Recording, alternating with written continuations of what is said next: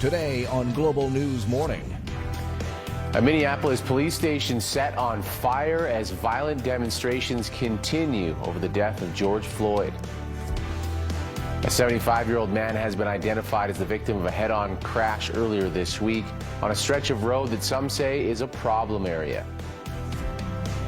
And the city says lack of physical distancing has forced them to close several parks this weekend. You're watching Global Edmonton. This is Global News Morning. Good morning and welcome to Friday, May 29th. Almost the end of May as we roll into June. It's just kind of crazy. The whole thing heading into the summer. Rolling together at this point. We're not going so slow, I feel, like we did at the start. True. Maybe it's because things are starting to reopen, so it seems like things are moving again, but yeah. May 29th, there you go. Getting outside sure helps. Yeah, yesterday was gorgeous. You golfed? Yes. Perfect golf day. Yeah, over Riverside, it was a good day for golf. No wind? Not a lot of wind. Yeah. Forgiving trees. Nice. Overall, it was pretty good. Today looks okay, Mike, but I don't know if it's the best day for golfing. Yeah, it's not too bad. Depends what time. Was it spritzing on your way in today? No. Just to see any drops? I got a few. Yeah. So that's basically the way it's going to be, and that's only for this morning. We should get.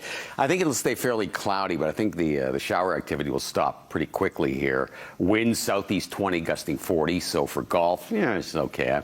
I mean, you say yesterday there was no wind, and yet. Well, I was cycling. It seems like whenever you cycle, there's wind in your face, no matter what direction. Anyway, so 1920 today, but the weekend gets really warm. I'll get to your full forecast coming up soon. Well, Daintrey's off again today, so once again, we welcome Lauren. Good morning, Lauren. Good morning, and we are starting off with some overnight construction for a bridge in the city. Obviously not the Quesnel, but I will have the details you'll need to know to avoid that, as well as a few lane closures because of physical distancing. But first, back to Kent and Erin. Okay, thanks, Lauren.